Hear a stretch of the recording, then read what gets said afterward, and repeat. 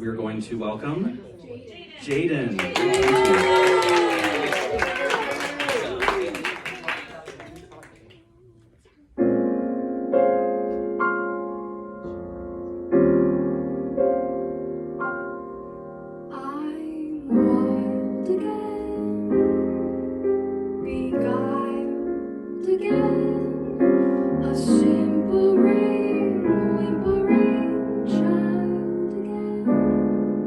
Bewitched, bothered, and bewildered. Am I?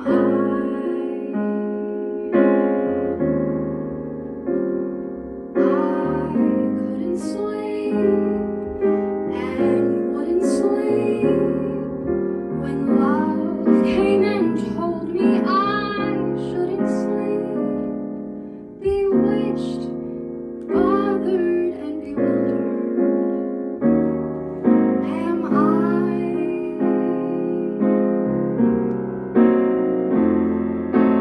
Lost my heart, but what of it? He's cold, I agree. He can laugh, and I love it. Although the laugh's on me, I'll sing to him, each spring to him, and long for the day when I'll cling to him. Bewitched, bothered, and bewildered am I.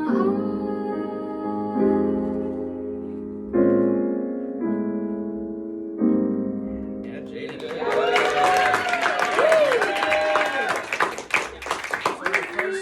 We'll first ask you a few questions. Yeah. I will use the mic. Okay. Use the mic. I like to use this with my students. I like to talk about a comfort scale. How comfortable were you when you were doing this arrangement from 1 to 10? So where do you say you are on that comfort scale? So 10 is like, I did it, I have no problems, and it's not about how many mistakes or anything, it's not about that, it's about how comfortable you felt as you were playing. So where would you put yourself? Scale from 1 to 10. Maybe like a 7. Okay, Yeah. that's not bad. I always like the sweet spot to be like 8 to 9. So I don't have to be perfect at something. It's not about being perfect. It's not about completely being comfortable all the time, but I like to be reasonably comfortable. So are there any parts of your arrangement that you could simplify so that you could easily be at an 8 to 9 right now without doing any practice?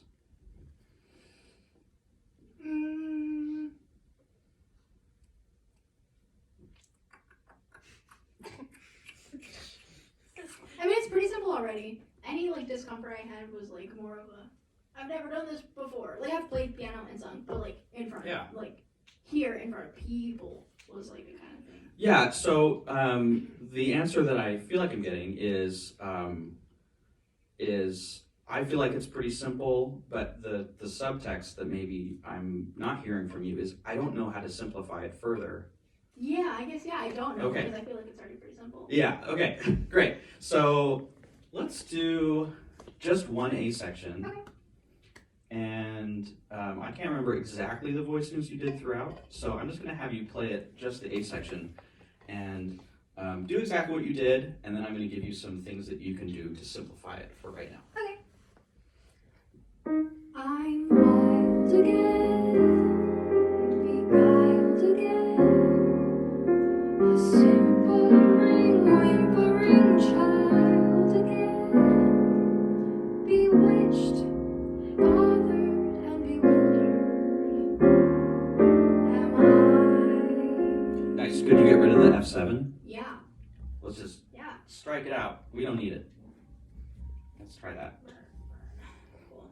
Very nice. I'm wild again, beguiled again, a simpering, whimpering child again, bewitched, bothered,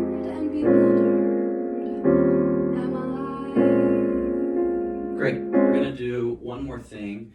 I'm noticing that you're doing kind of a two-hand voicing. So you've got your bass over here, and you got voicings over here. They're not together, which is fine. What I am noticing is that your left hand, you're kind of using these 4 fingers, and your thumb is like all the way just living its best life over here. What I'd love to see is if you can get all of those bass notes in the same hand position. So kind of like right here, and then if you need, you can shift, but like this is home bass. Okay. Can you try that? Yeah.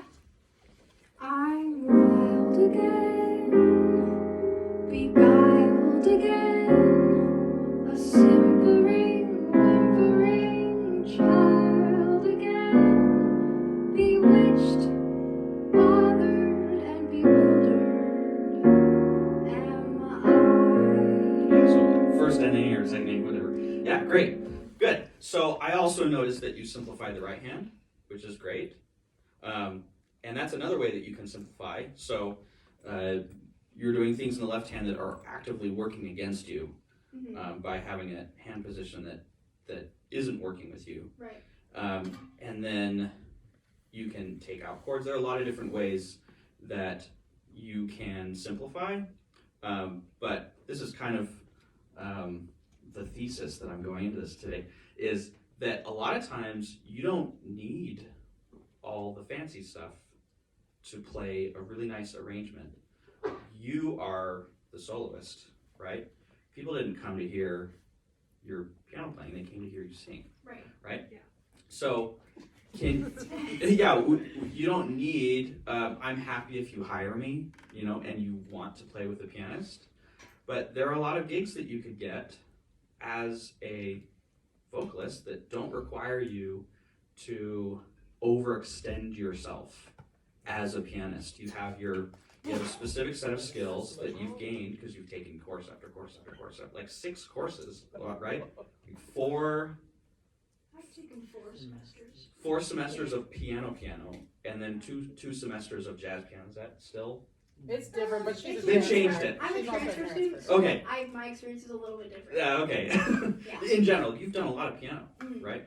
So we need to find a way to meet yourself where you are, Right. and then play in a really comfortable way. So let's we'll have you play it one more time through, Okay. and I want you to just approach it in that same way of, I want to feel comfortable, and I can leave things out that aren't necessary, and that may take a little time to know what's necessary and what's not, but let's try that one more time and see if you can focus more on your voice now that you have simplified your piano playing. Let's try it.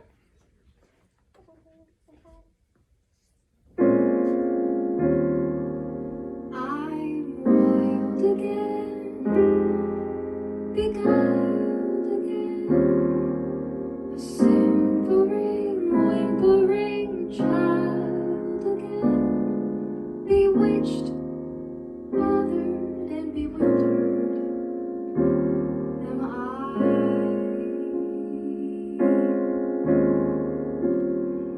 I couldn't sleep and wouldn't sleep when love came and told me I shouldn't sleep. Bewitched, bothered, and bewildered am I. Good. I'm actually going to cut you off there. Yeah. Sounds great. Can we get some comments about maybe the differences that you guys heard between the first time and the second time? Yeah. I felt like you were able to like phrase more probably how you were hearing it in your head when you had less to worry about. Yeah. Anyone else? Sorry. You and then you. Oh. Sorry. Sorry. She bounced it over to you, so we're Oh, gonna go okay. again. I was just saying, when you just did it just now, when you were just doing the half notes, I really liked that a lot. Because, like he said, they're there to hear you sing. And like, you were able to do more phrasing things. Like, you even did some, like, dynamic things. that were like different. tonal things, Yeah. some, And then when you were Yeah. taking a break from singing, you were able to do a little bit more here. Right. Then you go back, and then and that's great. It was that I loved that time you just did just now. Great. Great. Thank you so much. Jaden. Thank you.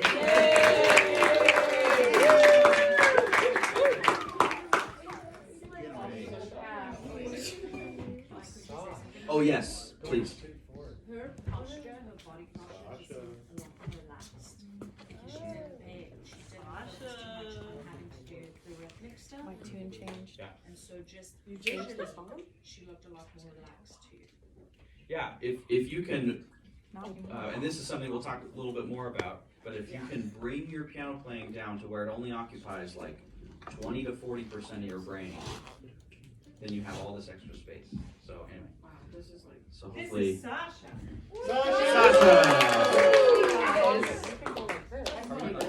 You guys, what? 3:20. Okay. Okay. What do you got for us, Sasha? This is after you've gone. Oh yeah, that's right. You told me Yes, I earlier. changed it, yes. Okay. Now won't you listen, honey, while I say, how can you tell me that you're going away?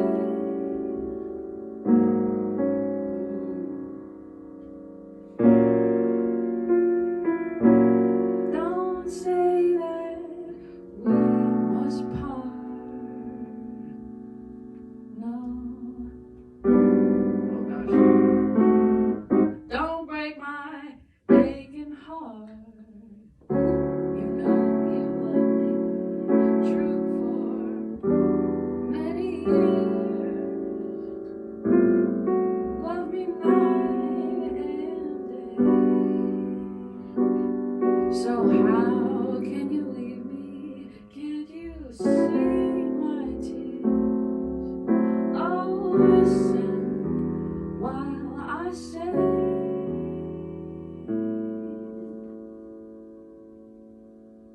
After you've gone and left me crying, after you've gone, there's no denying you'll feel pain, you'll feel sad, you'll miss the dearest pal that you ever had. There'll come a time, now don't forget it. There'll come a time when you'll regret it. Someday, when you grow lonely, oh my gosh, lonely, your heart will break like mine. You'll want me only after you've gone, after you've gone away. Very nice. And full disclosure, I put Sasha on the spot because she had a pop tune, and I said, "Hey, can you do a standard?" And I was like, no. Okay, so I talked a little bit about how Jaden was doing kind of a separated hands system, and that is fine. But I actually recommend doing that second. So after you get really comfortable with hands together system, do a hands separate system. So I don't know if we have enough time to do it for a whole section or the whole tune, but I want to show you how we could work together to get you a hands together system so that you don't have to worry about all this. What do you mean by that? Like, Great question. What do I mean by that? So something that I teach, I don't know if this has been coined or if this is another method that's probably in some other book somewhere, but I teach something called the basic voicing system, and we only learn chords up to the 7th, and there are two positions, only two positions. So let's actually switch, if that's all right. And so in the basic voicing system, my basic voicing system, trademark, a little T, we have two positions, like I said. Right hand is for position 1 is a root position 7th chord. Left hand is a 1-7 shell. And that's it. We do it for all the chords. Position 2 is a second inversion chord in the right hand, so that's 5-7-1-3. So if we're doing same chord, I was just playing D major 7, but I'm going to go to C major 7 to make it nice and simple. So this would be position 1. So 1-7, so C and then B. That's, yeah, a little face there for the nice for the shell for 1-7, and then root position 7th chord here, right? And then our second position would be a 1-3 shell in the left hand, and then 5-7-1-3 in the left hand. So I could play through this whole song, and I won't do the verse. Yeah. There it is. Yeah. So we'll do. Do I want to sing in public? Yes. So after you've gone Yes. and left me crying, we don't need the C7, so I'm gonna leave it out. And left me crying after you've gone. There's no denying. You'll feel blue. You'll feel sad. You'll miss the dearest pal you ever had. Right. So and you can just do that. And obviously we want some time. That would be. We want to eventually have time. So you could go. You could just do half notes like.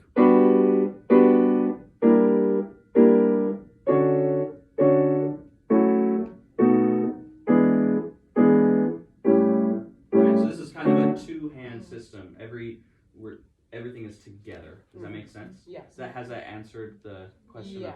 of what is a two-hand system? Yeah, it just means that you only have to do one thing. Because you're already doing two. If you're accompanying for somebody else, you only have to do one thing. If you're accompanying for yourself, you're already having to do multiple things. So let's keep it nice and simple to start out with. Does that make sense? Yeah. So, usually it will, we work together for a few days or a few weeks to get you comfortable with this.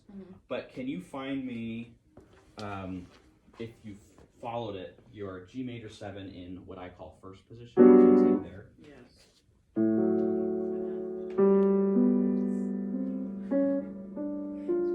Oh, I see.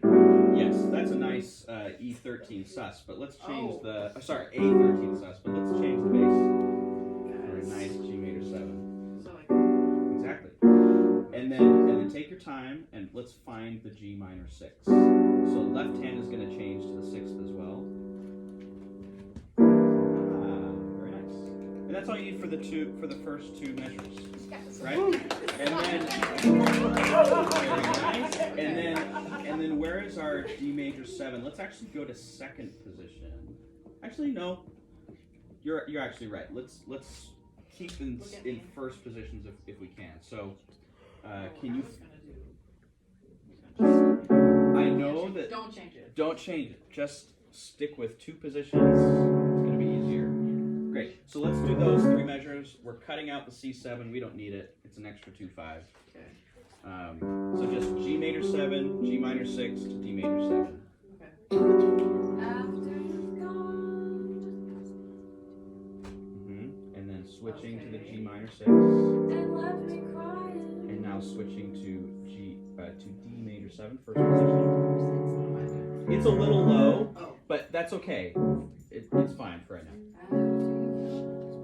Good, and we'll stop there. Cool. Great. So I know that isn't your default right now, Yeah. right?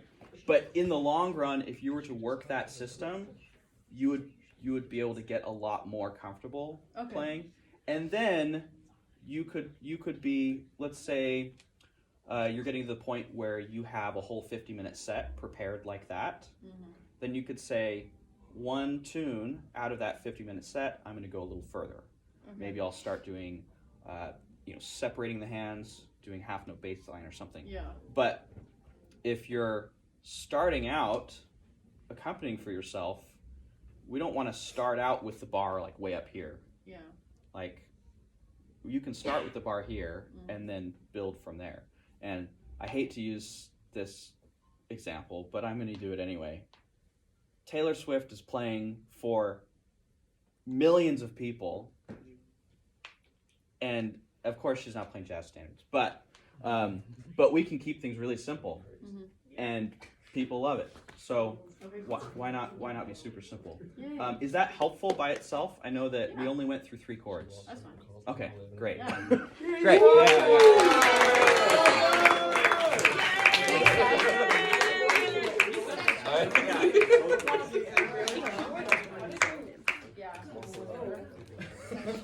Hold on, everyone. Okay. Ooh. And actually, to give you, so I put up flyers for this, and I know that it doesn't make a lot of sense because you had to be here, but but I did it anyway. And if you go to the QR code, and you click on the link, and if you put in your email, so I know where to send it, then I'll send you a 30-page ebook walking you through step by step how I would practice each key to get to the point where you could use that first position really comfortable. So you guys, I actually saw in the system that no one had gotten it. So unless it was today, it could have been today. But that's there for you guys if you want to start practicing this. Yeah, I get the QR code. Great. Who do we? I'm Margaret. Margaret. Hi. Great to meet you. And what's the tune? What are we doing? When I fall in love. Great. Let's hear it.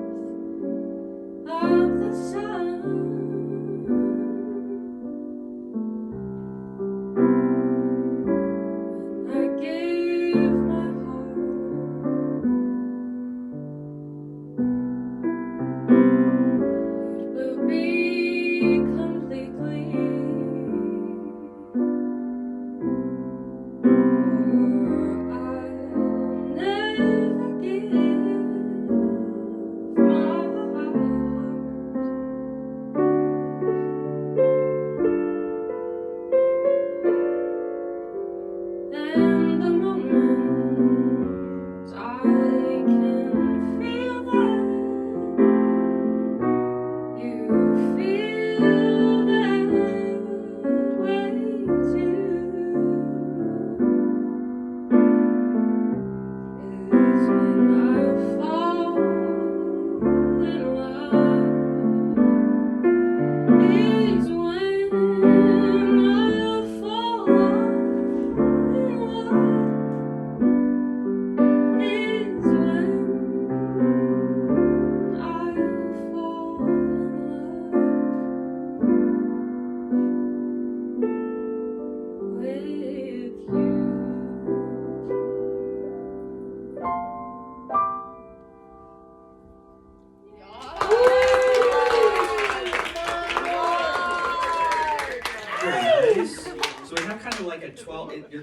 halfway in between 3 and 4. It's Mm-hmm. you've got like a sort of a 12/8 vibe, but you're going back and forth between them, which is fine. But it feels like you're a little uncomfortable time-wise. Okay. I don't know. I don't know if you I actually am. are. Okay, you are. Okay. That would be well. Correct. Yeah. Can we cut out all of the arpeggiation in the middle Yeah. and just like 1, 2, Uh-huh. 3, 4? Can we try that?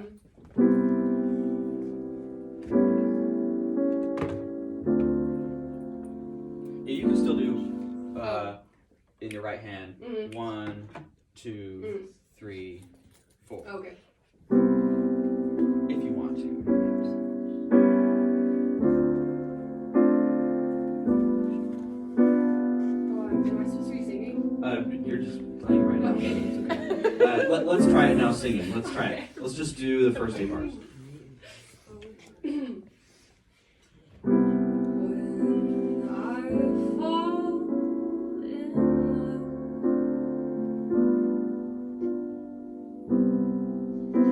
love, it will be forever,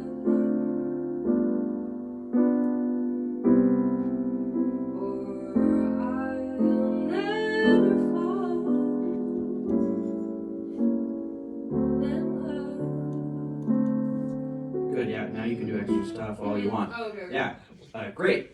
Well, time-wise, that felt a lot better. Did that feel better to you? Yeah, I think I just like played Yeah, too I mean, much and then that's- it gets busy because I'm just trying to like that's focus on like. Pretty common. That's not. You're not alone. When we feel uncomfortable, and this is for your own singing, for any. When you get uncomfortable, you're going to tend to fill all the space when you don't need to. So this is like playing up-tempo tunes. Anytime that you're not comfortable, you're going to end up doing stuff you don't need to. So, yeah, I would simplify a little bit, and this is a little bit different of a purpose. Mhm. The purpose is to improve your time. 'Cause Mhm. before, it was kind of like a lot of pedal, and we're swimming in Yeah. the time rather than feeling like we're pretty solid. Can we start from the B section Mhm. and do the same thing? And I want to highlight. Do you have a voicing for this F sharp minor the F sharp half image? No. Oh wait, hold on. Yeah. So where's the nearest F sharp half diminished? It's right there. Yes, but Yeah. not fully diminished, half diminished. So you have a. So what would be the 7th? Good. Oh, I'm just playing the wrong chord. I see. It happens, yeah. Good, let's try from there. Okay. In a restless world like this is, love is ended before it's begun, and too many You can keep this in your head if you want. kisses You don't have to play it. seem to cool in the warmth of the sun. Something like that. I don't know. Great, okay, that sounds great. Okay. Can you tell how, yeah, you don't need it. Okay.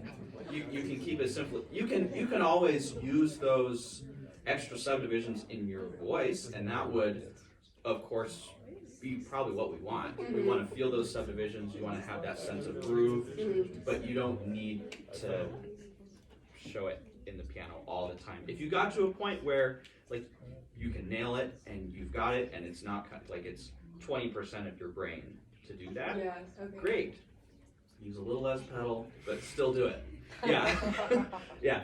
But that sounded a lot better. Do you have any questions? I don't. Yeah, I think that's the 5-minute advice Yeah. that I Time. Simplicity Yeah. for time. Okay. I would simplify. You're like Jaden, or doing it.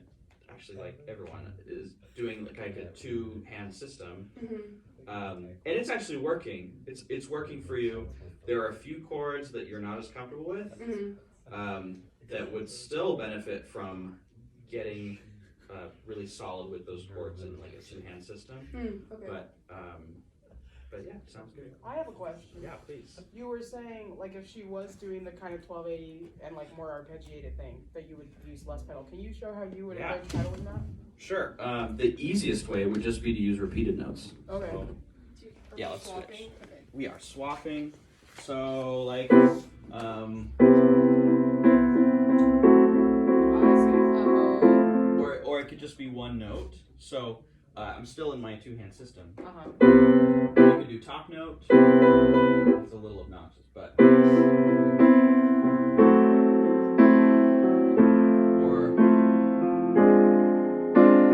Rather than the whole. yeah. And I think what Gotcha. you were doing is you're trying to fill in Mm-hmm. Oh, a yeah. lot.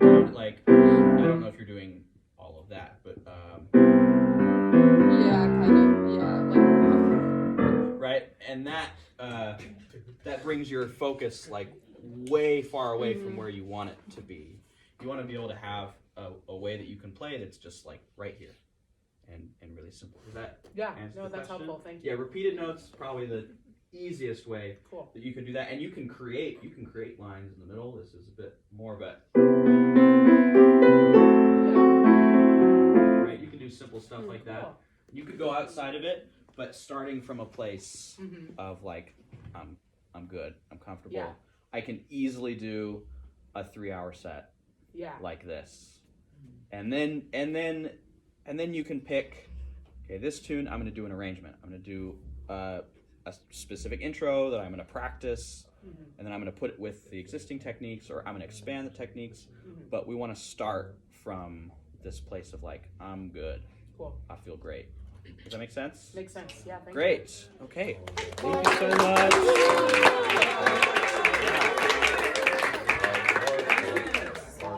Did we have a fourth? I technically am a fourth. Okay.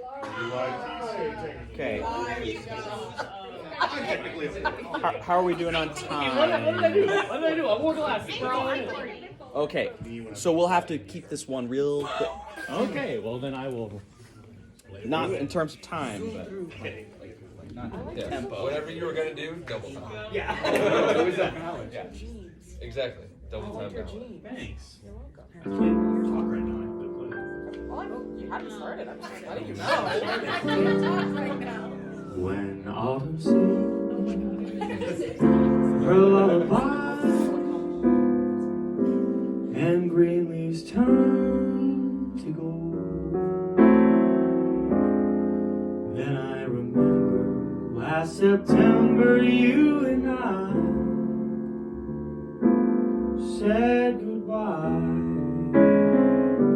whispering that we would be returning when autumn came again. Now autumn roams the hills once more,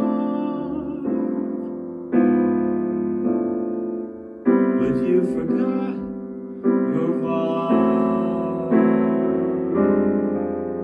and here am I, alone with only memories. Only lonely memories, autumn memories of you. Yeah.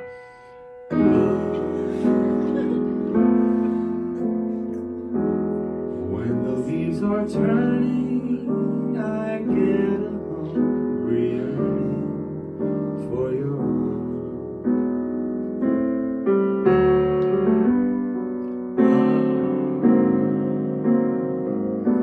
when a heart is sober, it shadows bright October's golden charms. The flaming moon reminds me of the night of love that we once knew. Each tiny star is but a prayer that when it's fall again, love will call again.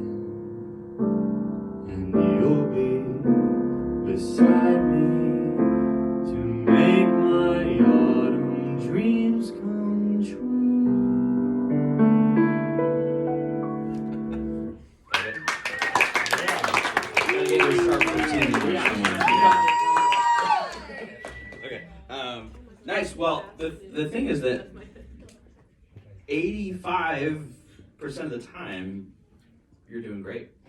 The other 15%, it seems like either it's a chord that you haven't practiced, that you need a few more options of voicings that are like really super default, and then there's just some transitions where you're like, I really want to do a line here, And then it was.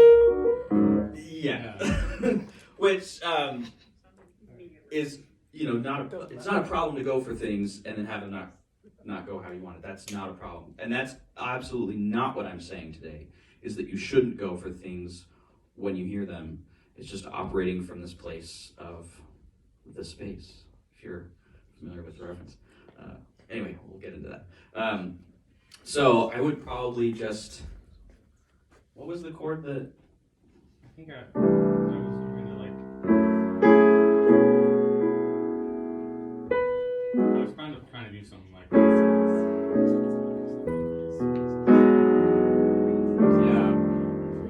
Yeah, so just kind of that's probably because you have a page turn and it's into a new key. There's kind of a combination of things. This is also, it is, really. And I'm trying to think of what key I usually do this in. I do this with Whitney James. We do this too. Yeah. I'm trying to think of what. It's definitely not, the B section is definitely not in C, in E, which is tough.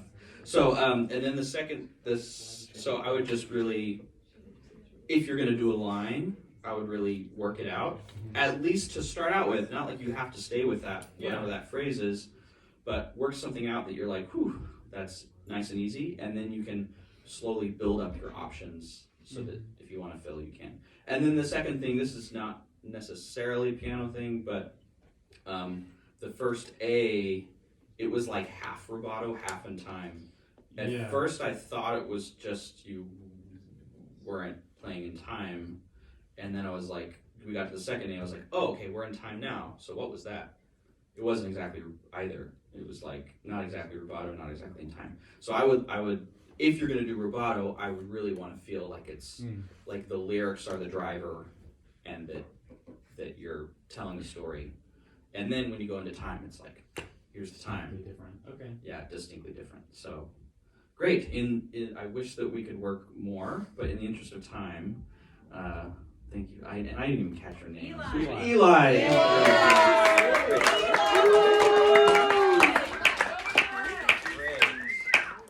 Okay, so before I go into my Q&A for you guys, because I have some questions that I have for you guys. Do you guys have any questions about what we worked on? And of course, there's just a small subset of people and experience levels and all that. But do you guys have any questions, or what questions do you have? Yes. Do you have anything for like pedaling? What's like the, I don't want to say like advice, but if you've never done it before, what would be like a great thing you could do to start? Yeah.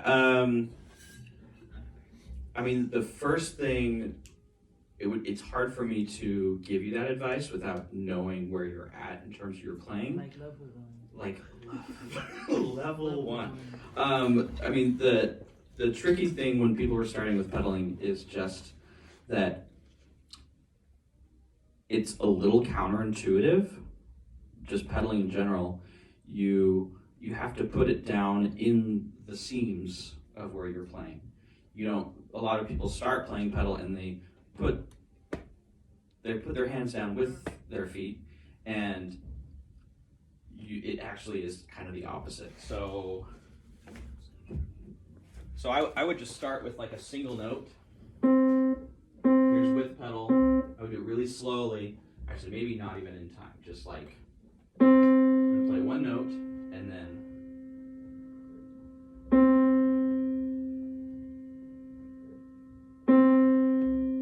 So I know you can't quite see my feet.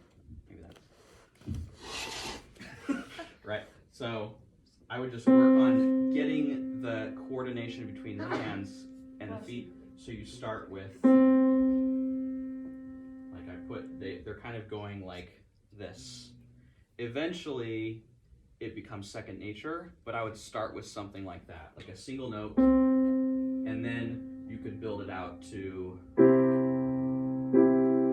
more like a pop piano type of thing, where when you're changing the chords, then after the chord, then we change the pedal.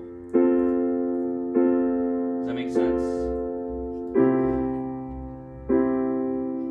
Yeah, so that's not very specific advice, but I just start with the first step is the coordination of just a single note, of knowing that the purpose of the pedal is it's not the same as reverb, right? We're not just giving reverb to everything.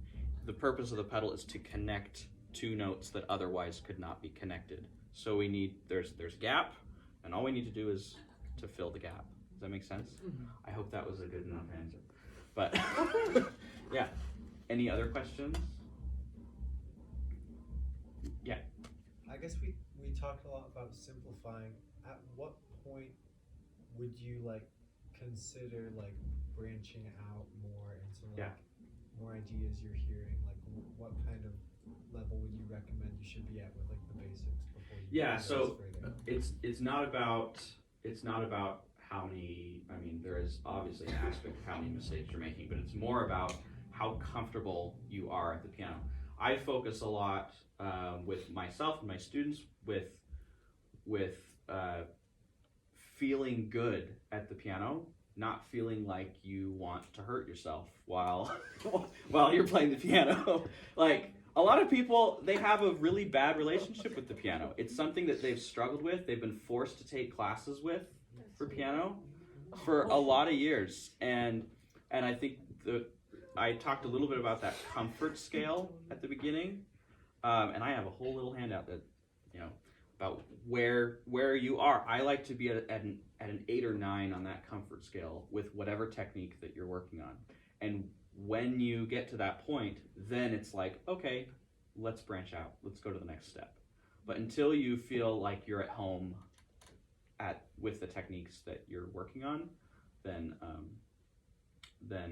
I would stay where you're at. And that kind of leads us into the next part of the discussion, but I wanted to ask you, so there are kind of 3 main things that I find that any pianist struggles with when they start playing jazz piano, but specifically vocalists. But I wanted to hear from you guys first. And I know I had those questions, I had them all written down, questions.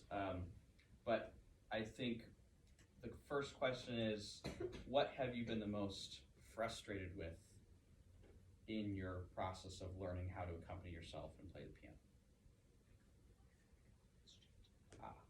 Very nice. Good timing. We are going to. We'll just keep going. We're going to keep going. I guess just reading, not necessarily individual notes, but just reliably looking at something and then just knowing, not being afraid that you'll mess up. You don't have to prepare every single component before you play something.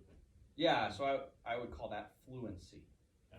Fluency with whatever method you're working on. Great. Let's keep going around before I start monologuing. I would say your vocal technique suffering.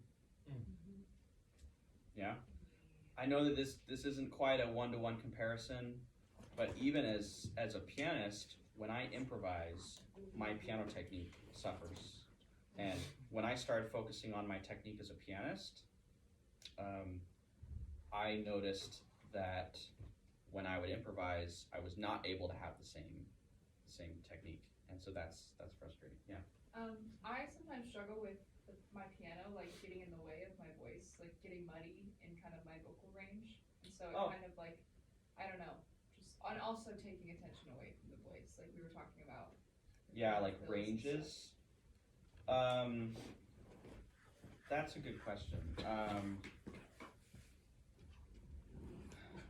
That might be more a question of feeling. Sorry, I'm trying to change the battery while answering your question. I don't know how much juice this one has in it. Can you restate the question? And I will try I to don't know, focus. just kind of overall feeling sometimes my piano getting muddy, like with my voice, like making my voice kind of like unclear because, you know, as like a female vocalist, it's like kind of centered around middle C and maybe a little above is like where I'm usually singing a melody. Yeah, I would say it's usually not where your chord is, it's usually where your top note is.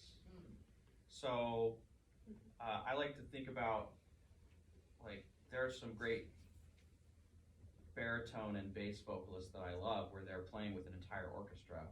Well, there's no way that, like, they're right in the middle of where the cellos and the violas are. Like, it's not about where the chord is. It's usually about how you're playing, and it may just be that your notes are clashing. So it could be a matter of, okay, your top note is on a fifth, and your melody note's on a sharp five, and it's right there. So, does that even answer your question? Yeah. I mean, yeah, I think it's just, I Yeah, I think would it's also say- partly like like we were talking about Margaret with like the fills. Like I think I also totally do that of like wanting to fill in space, like what you were talking about. Yeah, and especially if you're using a lot of pedal and you're arpeggiating in that like low mid register, it's not even about that you're in the way of the voice. It's just that you have way too many low mids. I'm speaking as a mixed, like as an engineer now, but like you need to clear out the low mids, and you probably just need a voicing or a set of voicings that where it just clears up some more space in that register. Does that make sense? Great. Any other? So frustrating, things that you've been frustrated by in the process of learning jazz piano. So yeah, because I haven't really had like a private lesson with jazz piano yet, and I want to exercise some jazz sounds, but like when I YouTube like searching like how other people just do the piano accompaniment themselves, I find out they like doing it it's too complex, and the reason it's too complex is too hard for me to try as a vocalist. So I think I need simplify the rhythm a lot, but I just cannot find the simple version of it, so sometimes it's hard to begin working on it. Okay, having simple ways to approach standards, having voicings that work with the range of your voice. Okay, great, yeah. I just kind of want to echo what Eli was saying, but like I feel like I can prepare just about anything and like make it sound good, but like I don't know, you can ask any one of the students I teach, I'm not the most supportive pianist when it comes to you know, making something musical underneath what they're singing. Yeah, it's I mean, does it need to be supremely musical when you're if you kind of have two issues right here, and you're saying, which one do I focus on? Do I focus on the fluency or do I focus on the musicality? I think you have to pick one. I think you have to say, right now my issue is not musicality, it's fluency. Once you have that fluency, then you can branch out and you can be more musical. But when you're just fighting, like you're playing and your head is filling with steam, you don't have any extra space to be musical. We want to be musical, we need to get musical, but it seems like every time you try to be musical, it goes off the rails. So I think fluency and then finding musical ways that are within your ability to add some motion, and we even talked about those, like using repeated notes or playing with as long as it's not muddy, like playing in a way that you can create motion within that same position that you're in. Yeah. Something that I feel like is like a barrier between like where I am and more experienced jazz pianists is like I know a couple voicings that I tend to default to. Yep. But like looking to try and have a little bit more like versatility and flexibility with like looking at a chord and having a bunch of different ways that I can play it, and not just like, oh, this voicing or this voicing. Yeah, I feel like I don't know if I have a good analogy for this. It's like you have this tree that is your skills, and you have like this one branch over here and then all the other branches are cut off. Like you have this one voicing that you really like that's more complex. You're like, ooh, I really like that sharp 11 in this chord, but then you don't have the voicings that are at that same level that would allow you to be able to have fluency in that same level of voicing. That was kind of a long answer. Does that make any sense whatsoever? So we kind of, like, the way I think about it is that we have our foundational system that we need to learn all chords with up to the 7th, right? Before we go on to 9ths, 11ths, 13ths, whatever, we need to have our basic voicing system. And then we can start to build from that. If you're at a place where you don't feel like you have that home base, then learning other types of voicings are not going to help. But then once you get to the point where you're like, I feel comfortable with this home base, then you can be like, sure, I'm going to start modifying my current system to add 9ths, or I'm going to add 13ths, within the context of like, I know how to work it through a chord progression, if that makes sense. Okay, yeah. I think I'm the flip of like what Liz was saying, or I guess kind of what you were saying based on her idea of like, especially for the type of things that I'm trying to play, I feel pretty comfortable about fluency.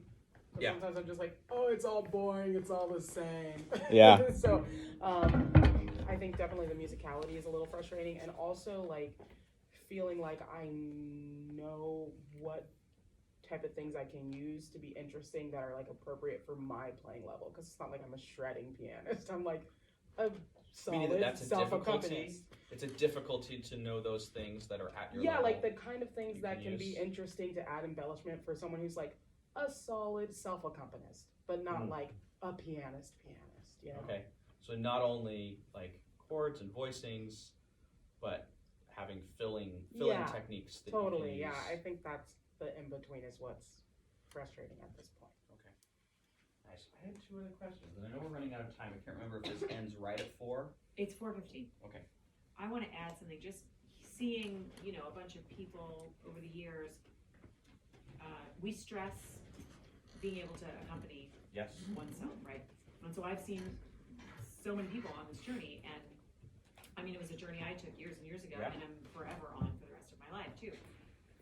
One of the things that when I see someone preparing to like make that leap, to be able to play in front of people, Yeah.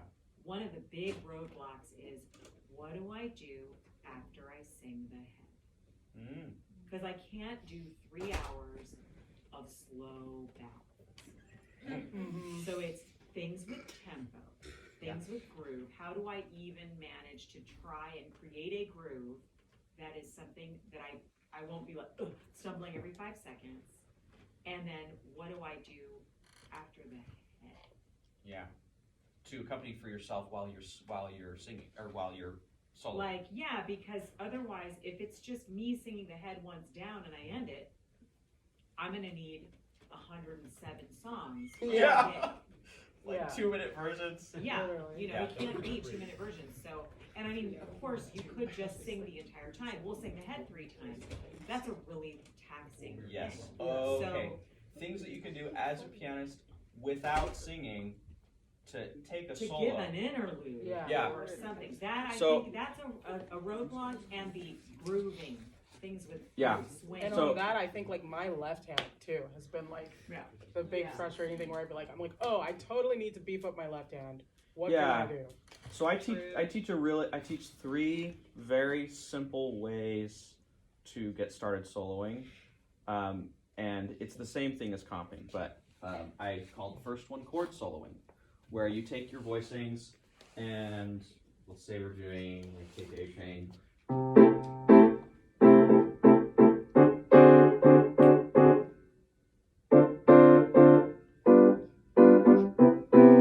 It's not like the most glamorous thing in the world, but if you can have solid rhythm, that beats fancy voicings every day of the week. Every day of the week. So I see, this is like one of the big things, I see people come to me that are, especially who come from this esteemed institution, who are information overstuffed. They have taken all of these jazz theory courses. They have all of the knowledge and none of the facility. Mm-hmm. Yeah. And so you have to be comfortable with going back to step one and being like, here are my voicings. How can I make something that's like really powerful with what it is? And how do we do that? Melody and rhythm. Rhythm first, then melody. So first soloing method I teach is called chord soloing. And that's exactly what it is. And that's if you're playing with a band, if you're playing on your own, and it's just we stay in our two positions, and that's it. The second method I call top line soloing, where you take your same voicings, but instead of just one option per position, we have three. We have either the seventh, the fifth, or the third. So you can come up with a solo that's like. And it's a little hard to create like a really convincing melody, but you can definitely do it.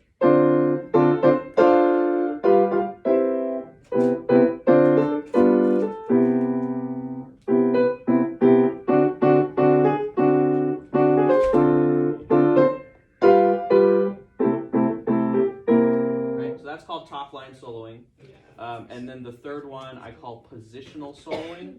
Also very similar, but it's where we break free of just like, and we start playing actual individual note melodies. So.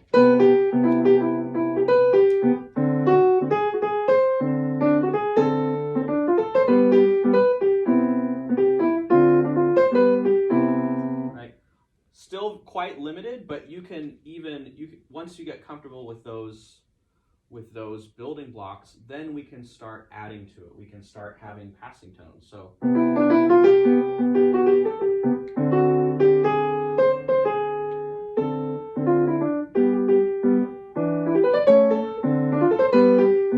stuff like that. Does that make sense? Yeah. So that I kind of noticed you kind of switched what your left hand was doing. As before, we were kind of you had the one hand system thing. Yes. You had a root in your pinky at some point. And all the time. Yeah. Didn't.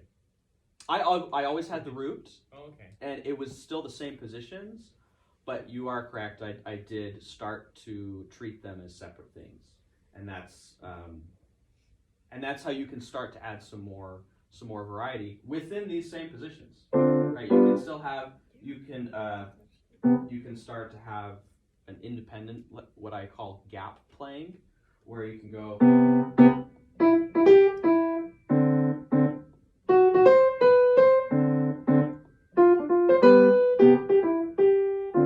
And I broke free from the gap playing a little bit, but where you have your melody.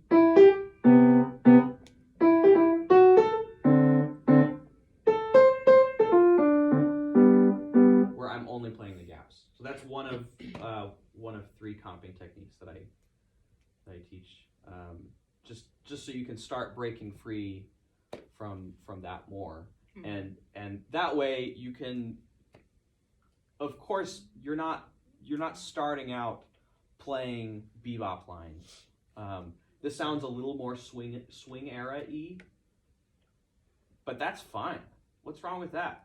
People love that. People love swing era. Honestly, when people go to listen to jazz, I bet that most of the time they're thinking Sinatra and swing era. Yeah. So it's a great place to start. Anything else? We're just kind of going around and So using like your first position, second position stuff, when you're soloing like the left hand comping, you have like the root 7 and the root 3. Is there like, do you have like a second step where it's like, oh, I might throw in like what would be kind of like so second step for left hand voicings is you take everything that you did in your right and you move it to your left. So that's probably not what you're asking, but I'm going to say it first anyway. So that's kind of our first left hand voicing, where if you're playing with a trio and you want to self-accompany, right? You're playing with a trio, but you want to be able to have your hands separate. Then we take everything that you did with your voicings in your right hand, move it to your left, and then we have a hand free that we can double our melody if you're singing, or just soloing if you want to do that. So that's step one, and then step two after that would be to modify the basic voicing system. So the first step of that would be to change some roots to ninths. So we take our first position, we move our thumb, hey, we have a major ninth chord, right? Yeah. So like, because one of I think the first position voicing has the left or the root in the thumb, so that would like leave you with the root in the left hand. Yeah. Are you able to do one where you don't have the root in the voicing in the left hand? Yeah, I mean, first I would switch to the left hand without the shell at all. So something like this, right? And you can have this, and then you can switch your root to a ninth. And honestly, that's where we get into where I feel that most traditional jazz education starts there. They say rootless voicings, right? There's no problem with that. There's hundreds of books that you could get that would be like, okay, now I have all these versions. There's a Greg book that they use. I assume they're still using here. Jazz keyboard. What's that called? Anyway, the like orangey, gray, orangey book. Yeah, that I think so. I still love that book. And honestly, the reason why I created my method is because I started my students with the Greg book, and I thought, this isn't working. My students are taking like months on the first chapter. It should not be like this. So I created with the stuff to go after that. So kind of after this system, you can go straight into the Greg, if that makes sense. Yeah. And obviously I'm getting into like my methods, of course, of solving these issues for my students. But does that answer your question well enough? Not really? Yeah. Oh, I'm talking to you. Yeah. Okay, great. Cool. I feel like there were two other questions that we might not have time for. What are your biggest frustrations? Okay, well, I'll just go straight because we only have 5 minutes. So I actually and I am not intending for this to be a pitch. That's not what I'm intending for this to be. I'm just trying to do some research to find out what vocalists need, and not just vocalists, anyone who wants to accompany either themselves or others. I have a course that it's intended to be an 8-week course for pianists, but it would be more like maybe a 12 to 16-week course. And it covers everything that you need to start playing jazz piano and get to the point where you can attend a jam session as a pianist. And Danielle and I are working together to figure out what vocalists need to be able to accompany themselves. So the existing course that I have does not cover bass lines. It doesn't cover half note, like two-fill bass lines. It doesn't cover bossa bass stuff. But I'm trying to find out what are the things that you guys really would want from something that takes you from where you are right now to being able to self-accompany. I think totally lots of baseline stuff would be awesome. Like once you already have some fluency, that's what I would want in a book. Online course, but online course. Yeah. I know you said like maybe not bossa rhythms, but like comping, like very basic patterns, like rhythmic patterns. Yeah, that are for specific rhythmic patterns that you can practice and get comfortable with to be able to play in different styles. Yeah. Is that okay? Nice. Daniel's got it. We still have this camera. Cool. Anything else? I think one big issue that I would want to tackle in a course like this is just the mindset around self-accompanying. We've already talked about this, finding a place where you can meet yourself and say, how can I start playing today, and then add to it. But are there any big questions that you have or blocks that you've had when playing piano that you'd want help with? I guess this is specifically like if you're self-accompanying, which is okay. That's or just like finding ways to be like present musically in both places at the same time and being able to be musical in independent ways, I think. Yeah, so that's a hard thing because multitasking is a myth.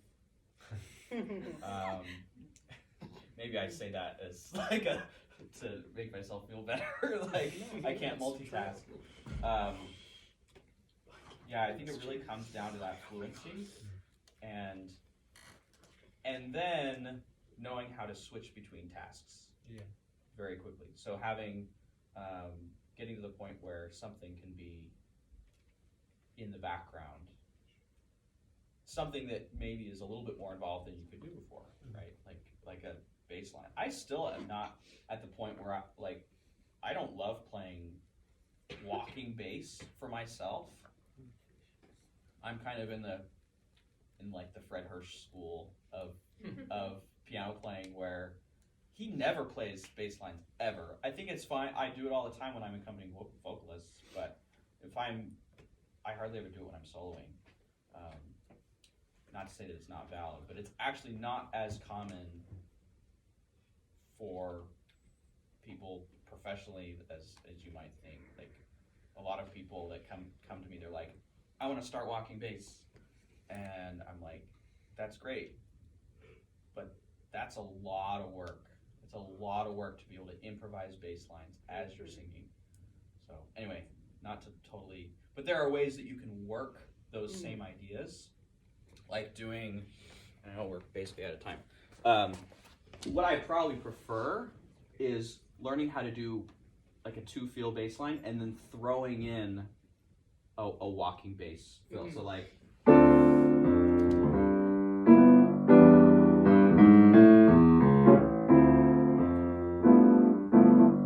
right? So you don't need it to be all the time to have it be a technique that you can use at your disposal to fill, right? Fill either in the right hand or left hand. Great.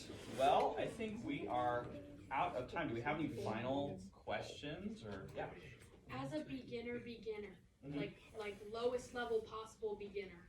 Yeah. What is like any kind of like method you have that would be helpful to like get those chord fluencies just reading? Yeah.